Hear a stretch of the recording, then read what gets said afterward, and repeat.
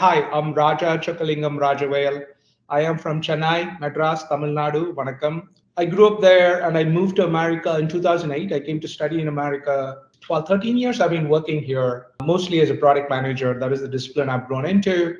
And I built pretty much everything I can think of. In the last few years, I was with Meta in Bay Area and living in San Francisco. And I was doing end-to-end encryption and messaging services and the virtual reality and the augmented reality platforms and headsets. Immigrating to America, why I want to come and live here and become an American? It's kind of the dream around the world, really. And especially where I grew up, like 50% of my undergrad classes in America. Another 20-30% went to Europe or Australia. So you migrate to better places, better in certain senses, especially infrastructure opportunity, salary, so on and so forth. What's my personal journey to get to this point?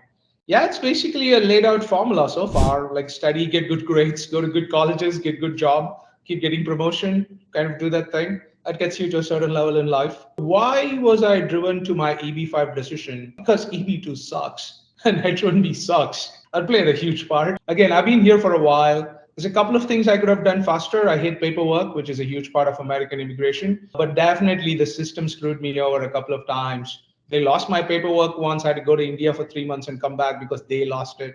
It's crazy. And then my priority date is 2016, and what? This is 20 August of 2023. So that priority date is a joke. So my EB2 line is pretty much, well, non-existent at this point. So it's either EB1 or EB5. Just EB5 seemed way more efficient. EB1 takes time. And I also looked up EB5 for my parents a few years back when it was $500,000. They were not interested to move here. So that didn't really work out. But I had some baseline. So this helped me starting my EB5 journey this year, triggered by impending Meta layoffs. This was in February, and I found out I got rumors of the layoff. I was like, oh, damn. So I need a plan. So yes. So I'm a single applicant. I don't have a partner or a kid who needs this. For me, this green card would be a huge benefit.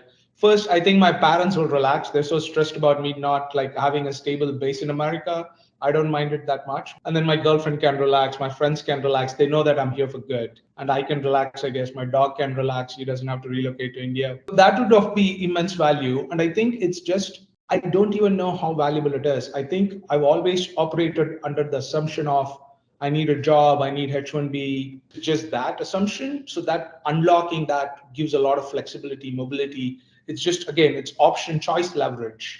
So I think it'll be very valuable. I calculated, for example, if I just gave my money as a debt at like say less than 1% returns for 5 to 7 years, everything put together, that's like a $350,000 to $500,000 expense to me in various ways. Is green card worth it? It actually is. I think up to $500,000 over long term, like the value I can generate with the green card is much higher.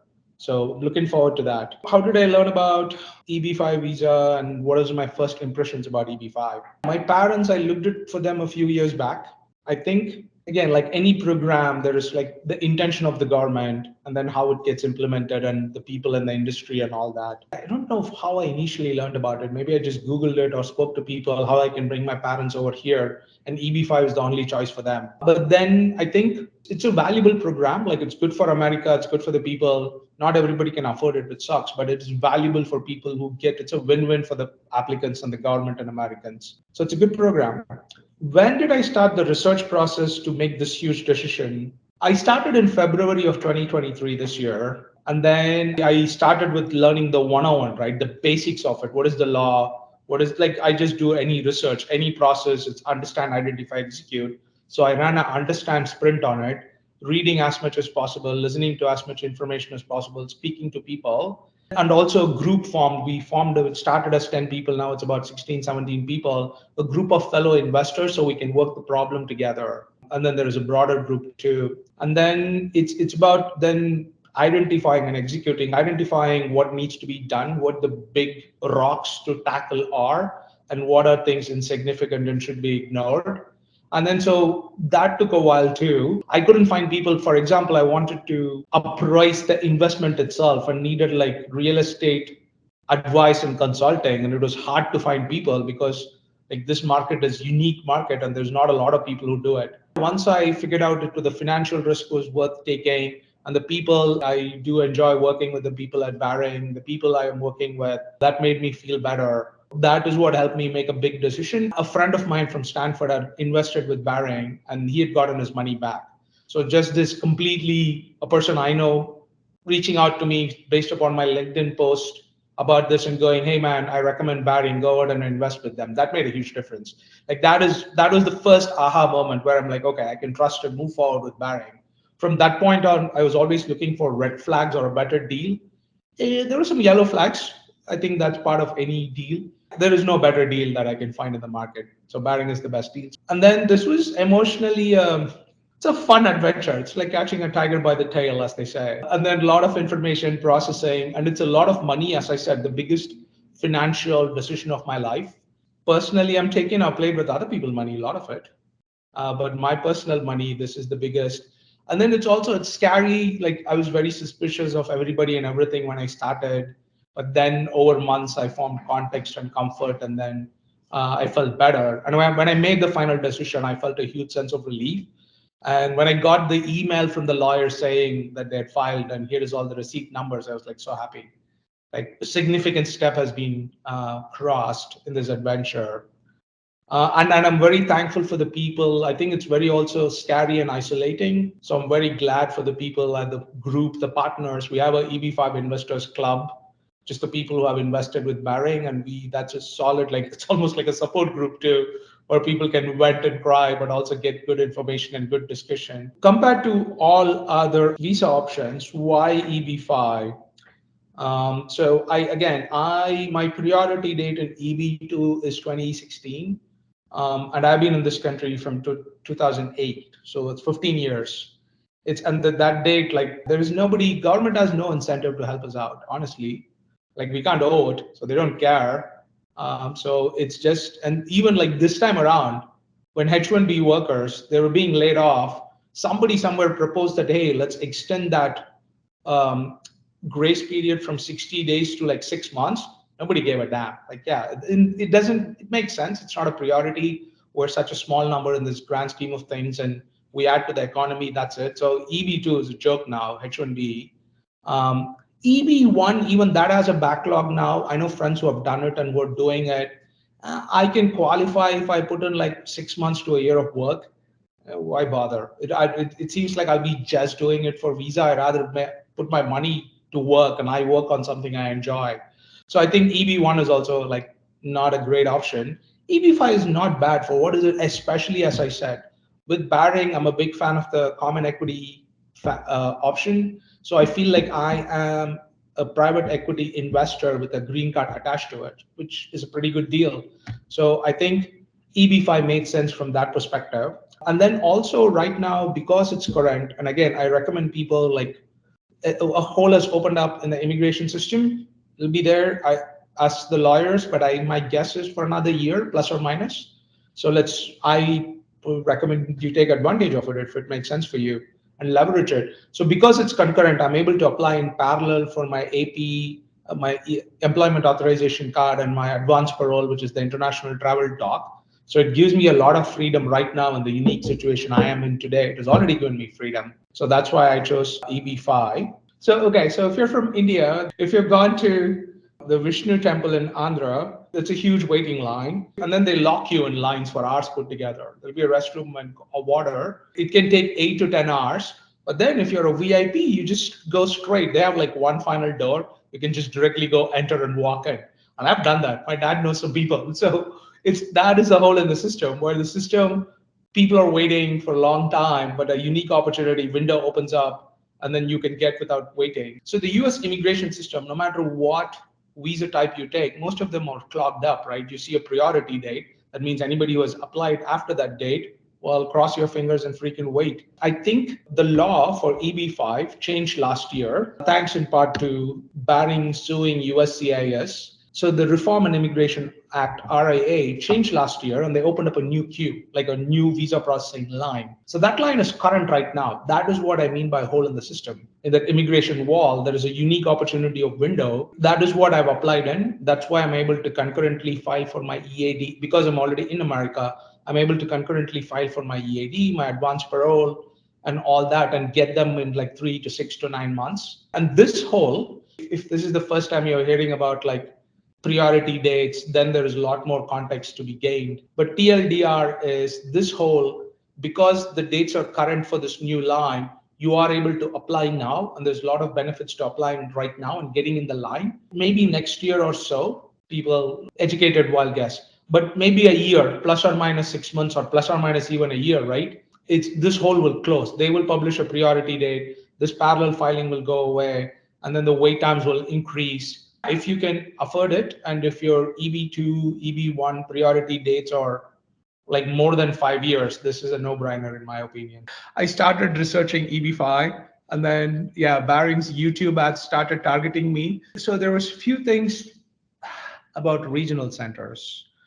The industry mostly developed as middlemans. These regional centers are, you need to register with USCIS, but I'm sure anybody can register. And there have been bad regional centers in the past who were either incompetent or just straight up stole people's money. And they started early 1990s, and they act as middleman, right? They take our money basically as a free investment. They loan it to somebody else.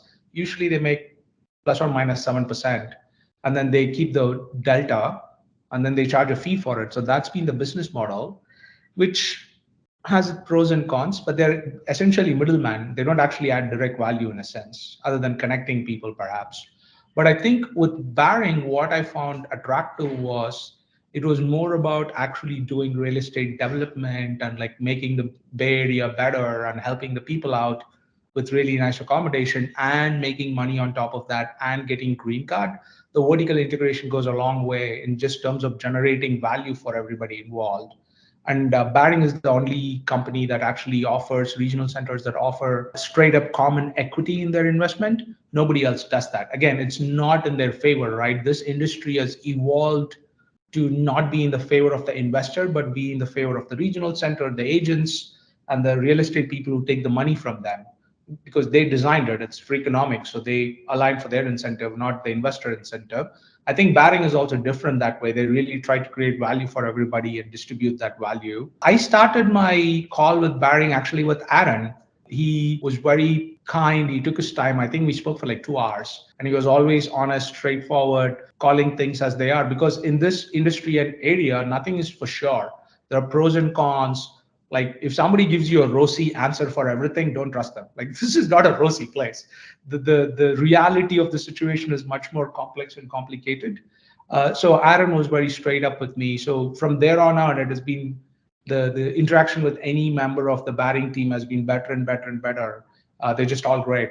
So I started there, and then I think over time, then I read up on the website and saw some of the YouTube videos and stuff that Behring had, and also in general. And then the one-on-one calls really helped, where I can fine tune what was needed for me, for my particular situation and all that. And a lot of things, like you can do all the analysis and all that, which we did. Oh my God, we did so much analysis, so much reading, so much financial modeling. Like we did this, I did this as a project that I would do for like Meta or anybody else, even more so because it's my money. So there's a lot of due diligence, a lot of weighing, and a lot of calculations, so far, so on and so forth. And Behring was very supportive of all of this, right? They made the time for it. They gave us the tour, the information. Like sometimes you just, what principles they would make decisions in the future around, because there's so many what if scenarios. So you can't really game all of that out. You can only understand how they will probably operate in those scenarios in the future and make a bet on that. So I think that, again, Behring team stood out.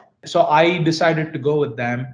Not only me, like 10, it's like 17 people now, or as a group of investors who came together and liked what we saw with Behring and have invested with Behring now. The reason I went with Behring in comparison to other regional centers, my decision criteria was something local in the Bay Area. So again, the emotional part of it, I wanted something I can see, I understand. I wanted it to be urban. I understand urban markets much better. I wanted it to be here. And then so that basically came down to Behring, just the quality of people, the quality of interactions, the support was much, much better. You can just trust Colin. I think he always means what he says. And Colin is great to work with and partner with. So is his team.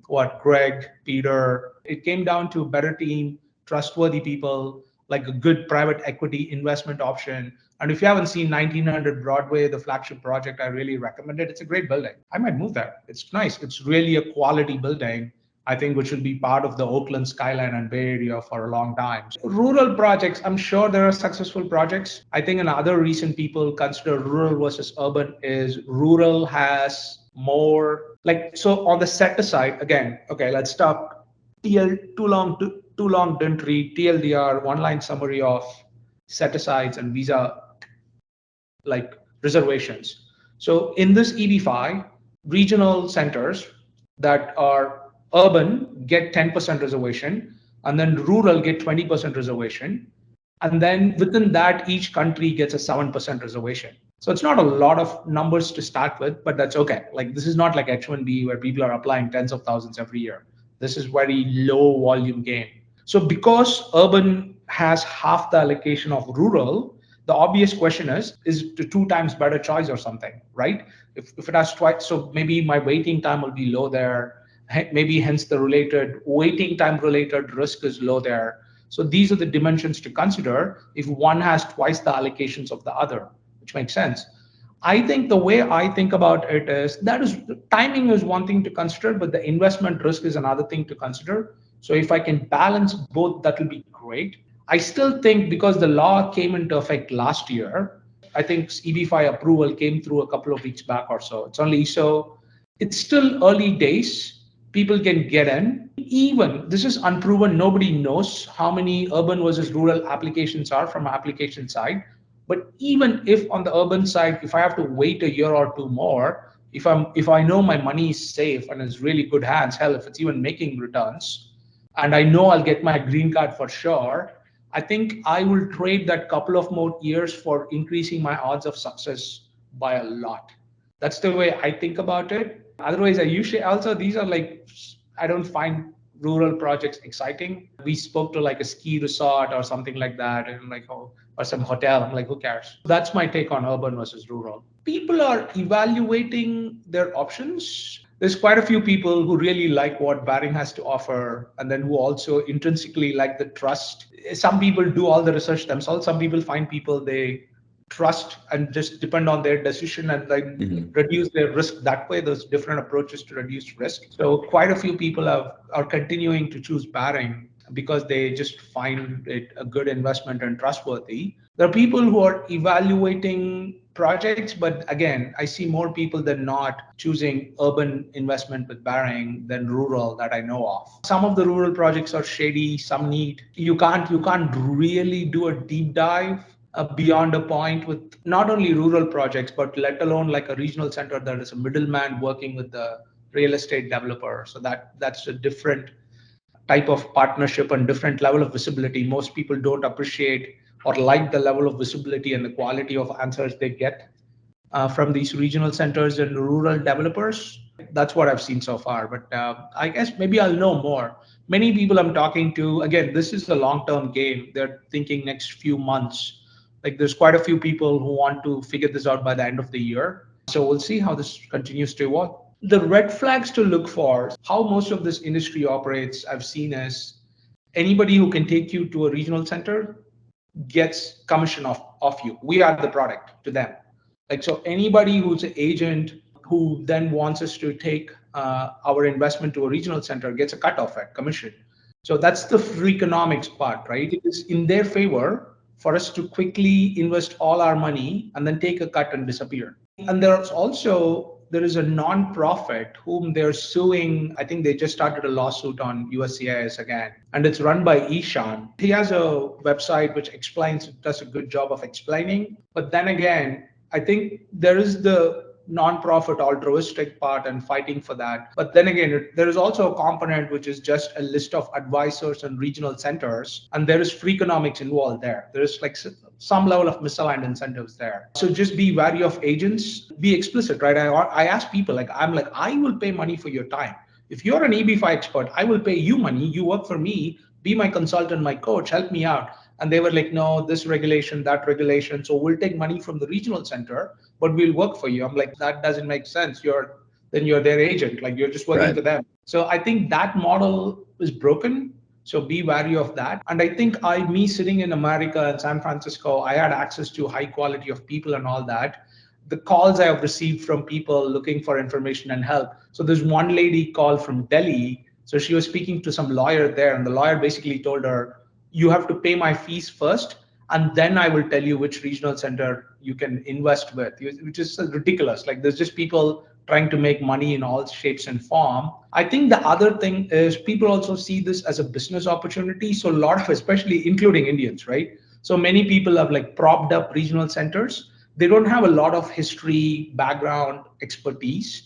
Again, this is not a knock on them, right? They see something, they see an opportunity, they're leveraging it to generate capital for their own development projects and stuff, which makes sense. But is that something like I don't want to play with them? I want somebody whom I can trust.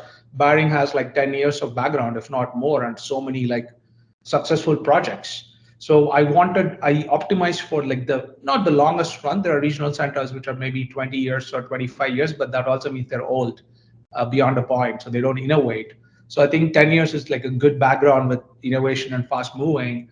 So those are the things I optimized for, having good amount of background, good like, and as I said, good one-on-one data of people who have invested in the regional center, got their money back. Pick a competent lawyer. Another thing I did was I prioritized picking the lawyer first and the regional centers second. First, I made my decision. Okay, I want to do EB-5. Once I made the decision, then I picked the lawyer. I spoke to 4 lawyers and I ended up picking Nima with KLD. He's the best. I know he would fight for me, like he's on top of things. So it's great to have him in my corner on this. And then I spoke to multiple regional centers. I basically optimized for like quality people, highest probability of return on investment. And then, yeah, just a really good project. There's two type of resources, two type of content that was really useful. Initially, first, it was like the basic 101 of EB-5. I think that was Google gave me a bunch of results. So I went through them, and Behring website also has that information somewhere. But I think I primarily consumed it from other resources, just the 101 side of that. And then when it came to projects specifically, then the Behring website was of great help, and all the Behring related content. It shows, hey, what the past and the past buildings and the current investment options available and the risk and the return. So I think the website was of immense value to me. I didn't use YouTube videos as much as I thought I would. I think it just didn't go gel with my form of consumption. So it was mostly reading and then just understanding the financials, and the one-on-one conversations also went a long way.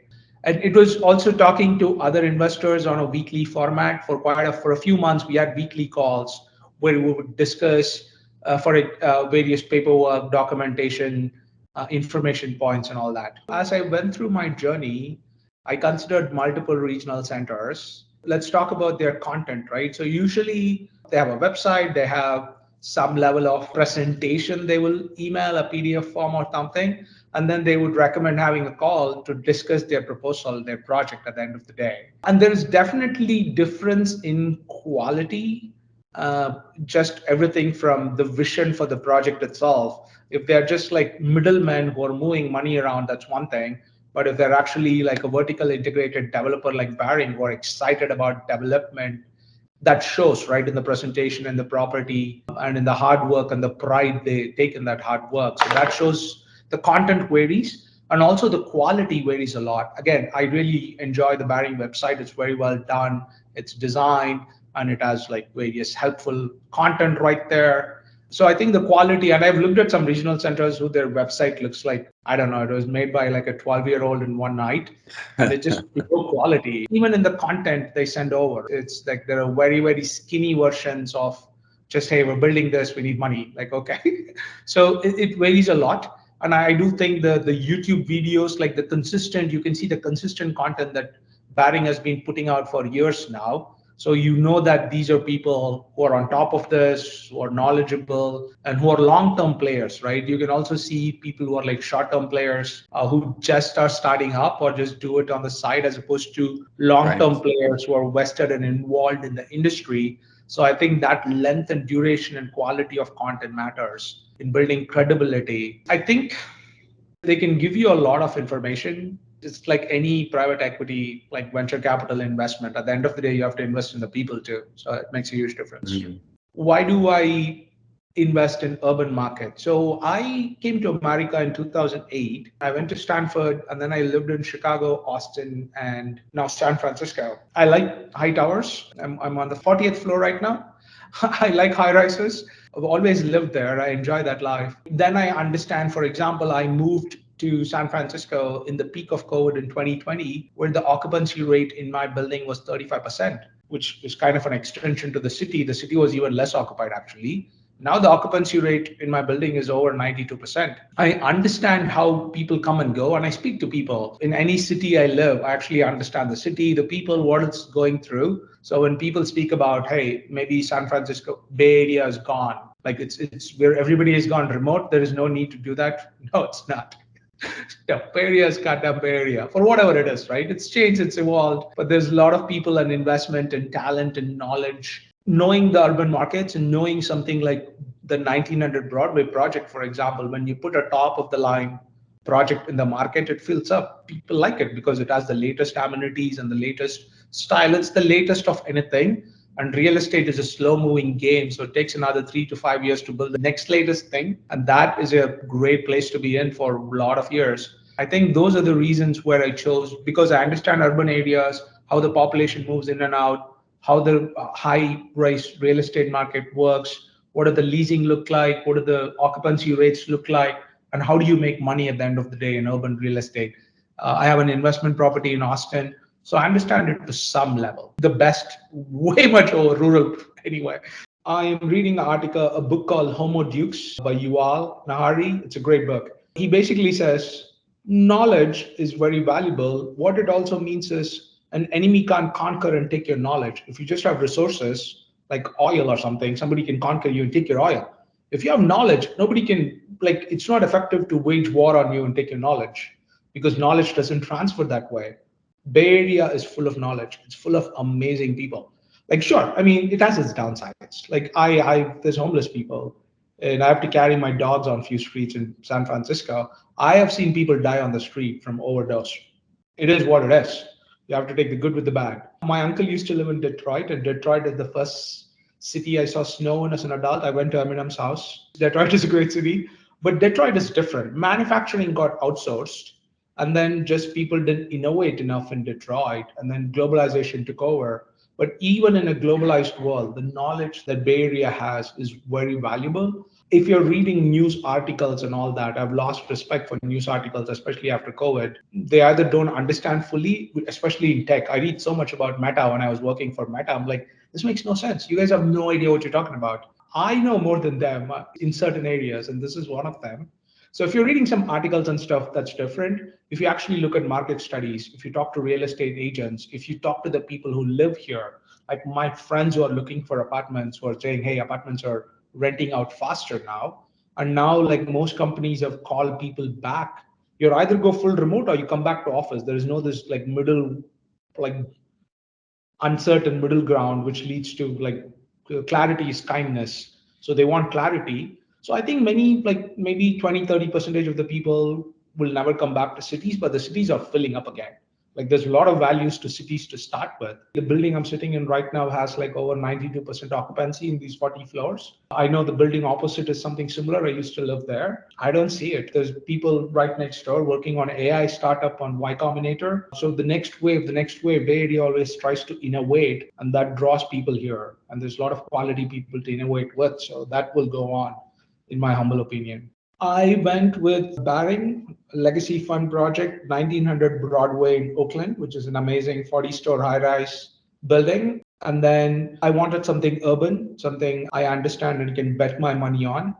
And then with a good team. And then I also invested in common equity option, which is a full-on I'm just a private equity investor and a limited partner. And then a green card is attached to that. So it has the maximum amount of returns. I've taken a calculated gamble on the risk, which I find acceptable. So I went 100% common equity and then with Behring, 1900 Broadway. After I made the decision, the challenges are it's paperwork.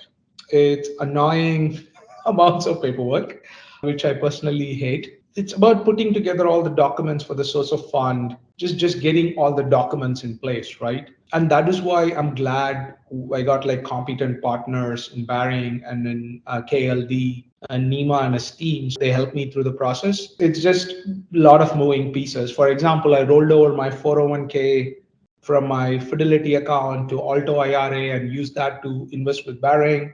So that took multiple touch points and multiple weeks. It just takes time, and there's a lot of small moving pieces you have to figure out. But in the grand scheme of things, it's fine. I think the paperwork and the time and the lot of moving pieces, like I had to project manage it myself across multiple people, which is fine. I do it for money to other people, but I had to do it for myself. So I think that was the most challenging part. Once I made the decision, right? I think the other challenging part is just staying abreast because this industry continues to evolve and move and all that, and new people come up, there are new questions, new options. So just sticking to the decision made as long as the underlying principles and values don't change, right? And then continue to move forward there and then help new people. I think that's been a challenge in kind of just staying abreast and making sure that things are going in the right direction.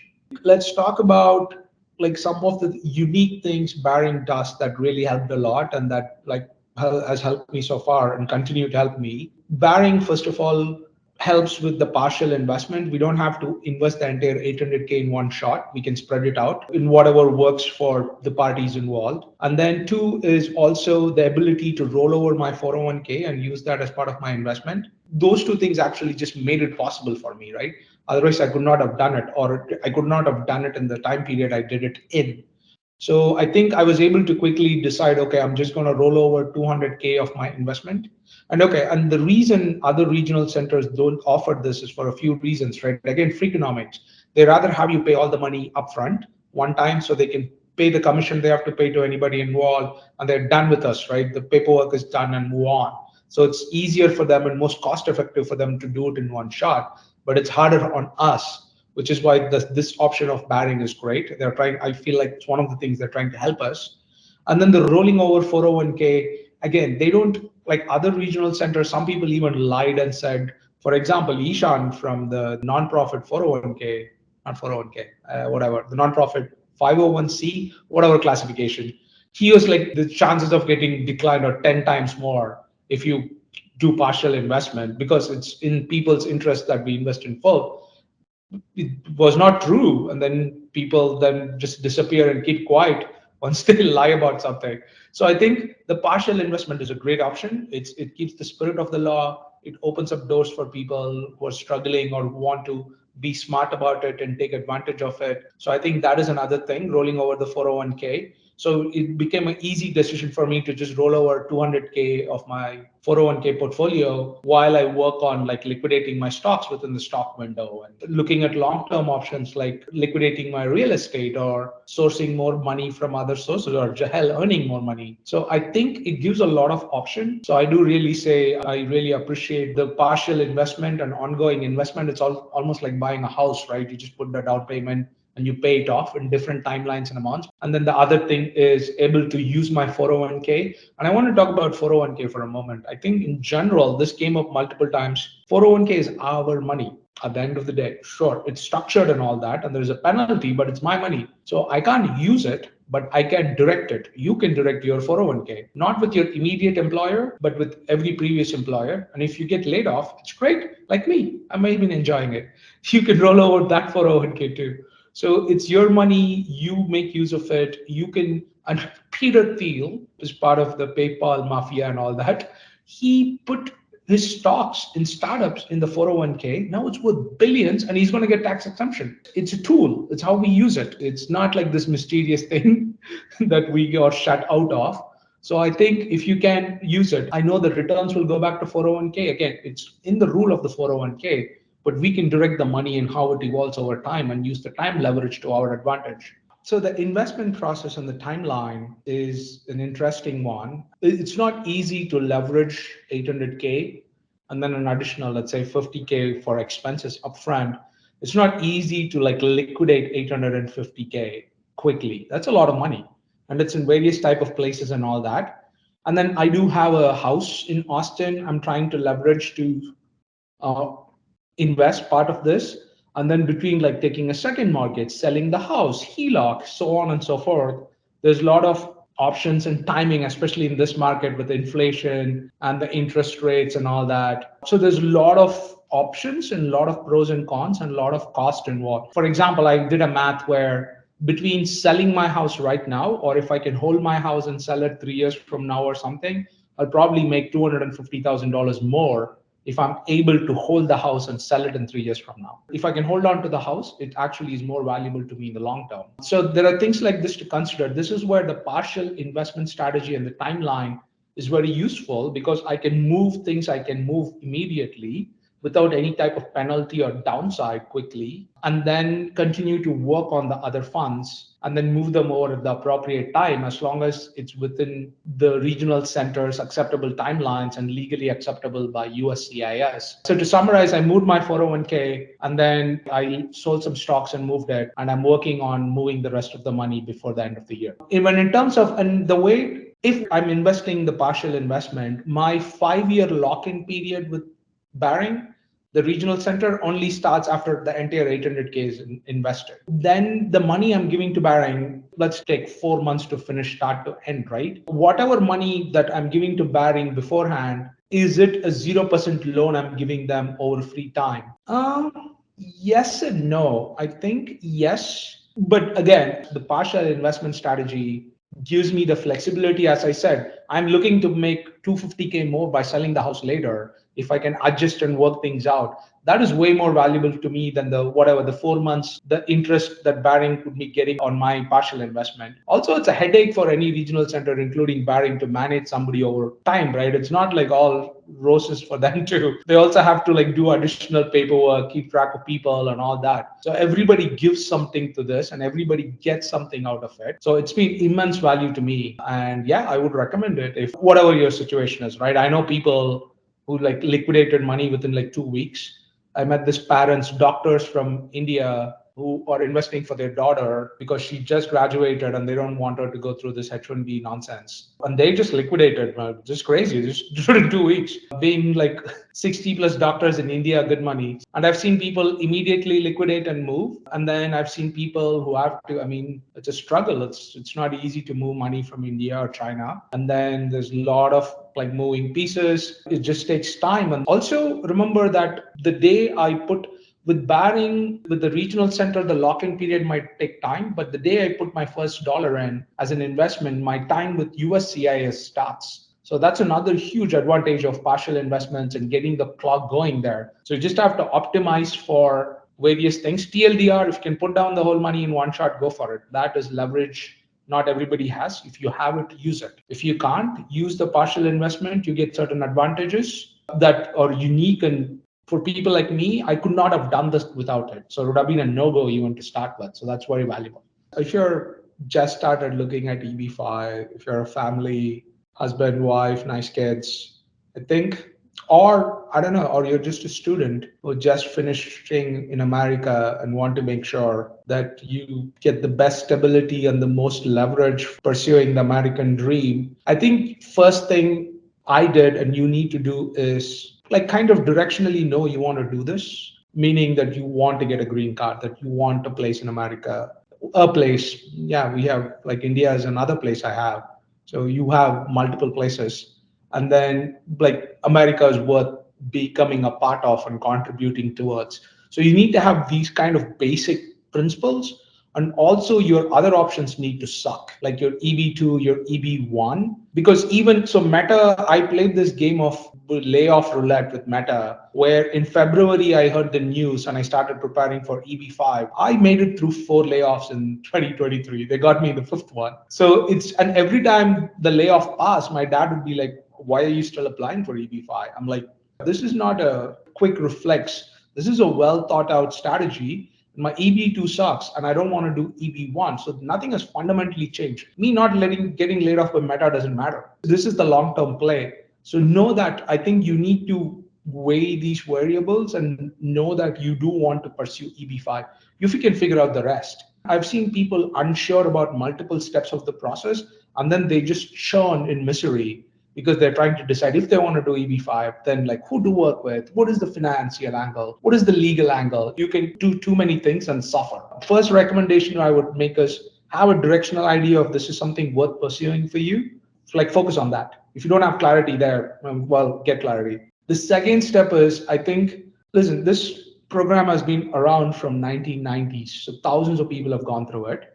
Some people, I'm guessing in the low 1 percentile, single percentile, have suffered in some shape or form, but predominantly this is a successful program. Success is a loose definition here, but whatever. People got their green card, people got their money back. This program usually only had like debt style investment options, like less than 1% returns or so for like decades now. So it is what it is, but it's a successful program. It has changed people's lives. People have become citizens of this country and I'm sure they've done some amazing things. I think the program works.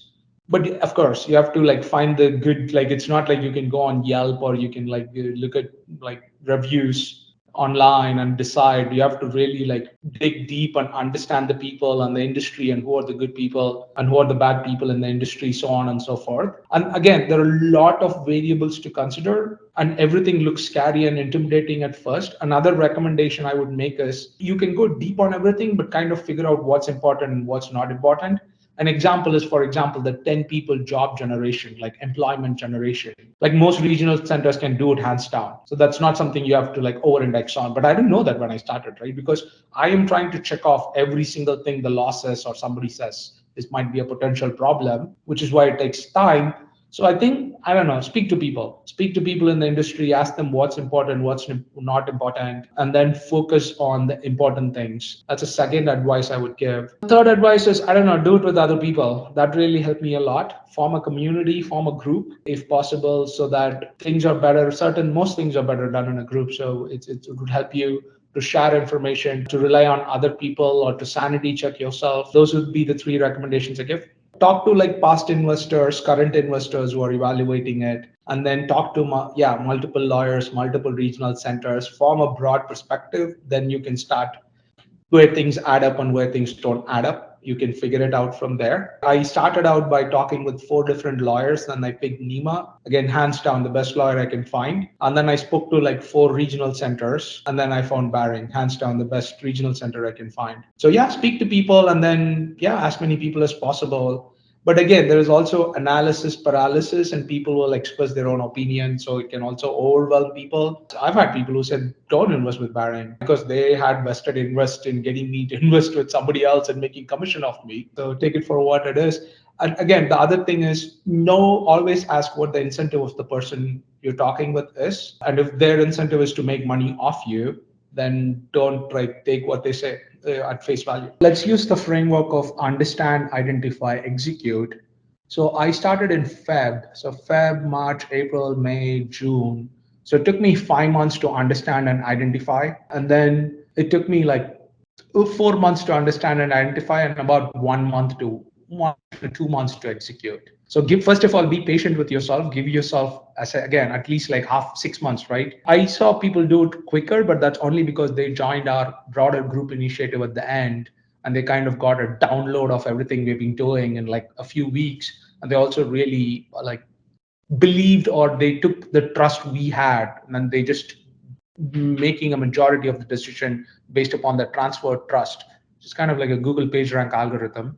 If you get trust, if credible sources tell you something is good, it probably is. I think set aside time. You're going to need it, and then just the certain things you can control. For example, paperwork, getting your documents ready, answering questionnaires, and all that. And certain things you can't control, like either like be it your lawyer or your regional center or the legal side of things. So focus on what's within your control and just move fast. Like there is multiple steps you can like reevaluate your resume, the information you have given, and all that till you sign. And even if something is a mistake in your form, the government will issue a RFE. You can work it out with the government. I see a lot of people thinking that it needs to be 100% precise, and hence they're slow because they're a little bit afraid or just uncomfortable doing the paperwork and moving forward with things. Just go for speed, move forward, and then you have multiple opportunities to work out a minor misspelling you have somewhere.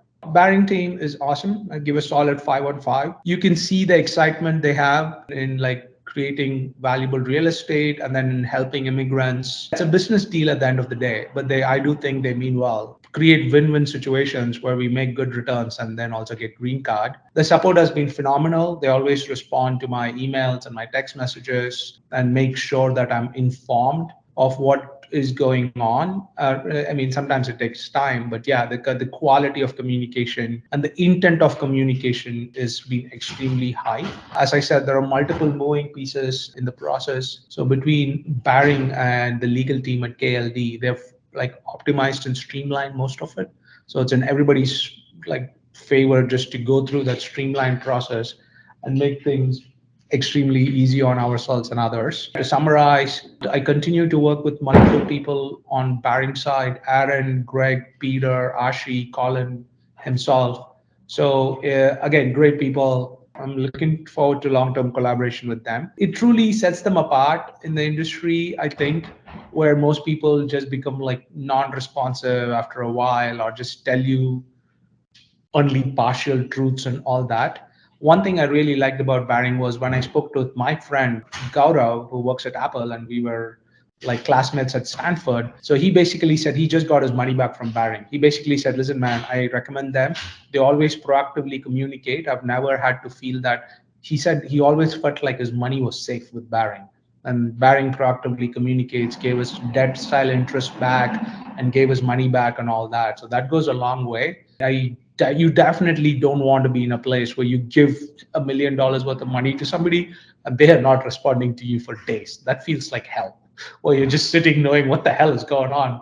Am I screwed or not? So I think the chances of that Behring are extremely low, tending to zero. So let's find out. Two, three things separated Behring. One was the vertical integration. I felt Behring was pushing the boundaries within reason. I think in the industry it's radical, but Behring was pushing the boundary when it came to like the whole business model and vertical integration. Like for example, the lawsuit against USCIS and getting this partial investment option going, so on and so forth. So Behring has done a lot of things that are unique that nobody else has done. Each thing individually is valuable by itself to a substantial level, but once you compound everything together, that is actually huge. Might seem trivial, just one thing at a time, but then nobody else does it. And when you compound 10 things like this, I think the value goes up immensely. So I think the power of compounding is high with Behring. I like the common equity option. I like money. I think money is not good or bad. It's just it's power. Like I don't have to give up 500, 300, 400K of my money over 4 or 5 years if I take the debt style option. I prefer common equity. I prefer equity, which is great, which nobody else does, which again sets Behring apart. And because Behring is vertically integrated, they can answer all our questions. There is no like, oh, I have to ask somebody else, or like, I can't tell you, or I don't know. Like the buck stops with them. They are the thing. Like there's nobody else for them to like consult with. They'll tell you, like they have to tell us. I think that level of access and visibility goes a long way because there's a lot of projections, there's a lot of uncertainties and unknowns. I can't control all of that. All I can do is like forecast and take educated guesses, and also like know how the people I'm investing with will probably behave in the future and kind of align with those principles. So I think those are the big things that sets Behring apart to me. There's two models primarily out there now. 99% of companies, regional centers, or middlemen, middle women, middle people, they take our money and then they just invest it as a mezzanine debt investment in a developer. So these regional centers brought their developers on for calls with us, and they would explain, both of them together would like walk us through the project proposal and all that. And there is 1% of regional centers, primarily Behring, maybe a few more handful of them, which are more like, oh, we are vertically integrated. We do everything end to end. We just don't take your money and turn around and loan it to somebody else. We use the money and we will invest and we develop and we'll make money for everybody involved.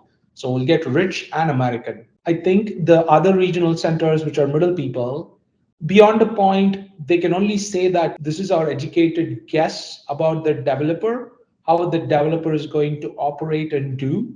We will see what happens. They want to assure us, but they can't really assure us. So they play this game of, you trust our decision on the people we are going to invest with. And the other thing is, it's these regional centers, there's also the concept of redeployment, which is our money, according to the law, USCIS should always be in risk. So if a particular developer finishes the project and returns the money to the regional center, then they need to redeploy it to another developer for the lock-in period of 5 years or so. So not only we are taking a risk with the current developer and investment, but the future undetermined redeployment risk gets added to it. That's way more extra risk. And then the people we speak to, they can't really like stuff like occupancy rates, returns, financial models. They can't really go beyond the point.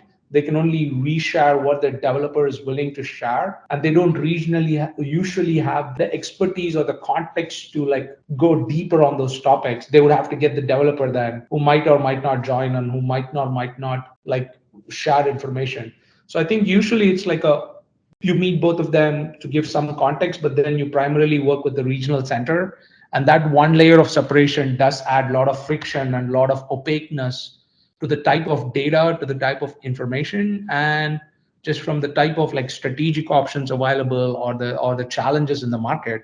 I have seen like what is it, LA, where again the developer was not doing a good job. So the project was going to go under, but the regional center didn't know about it. By the way, the regional center, if a development project goes down, usually the bank, who's the senior lender, takes control of the project. It's like your house being foreclosed or something. So even the regional center can't do anything. They're like the third or the fourth in the line of giving money and getting money back. So the first person who gave the money was the most investment, usually the majority stakeholder in a sense.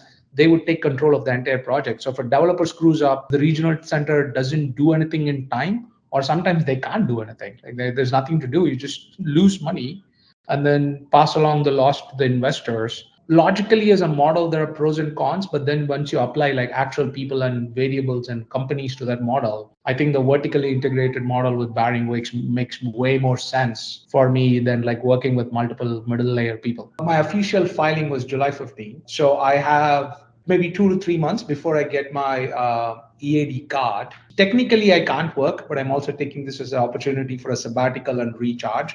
I've been grinding in America for the past 15 years. I am tired. So so I took a lot of rest, a lot of traveling. I've been road tripping all over California. So I live in San Francisco, and one of my best friends lives in Arcata, which is Oregon, California border.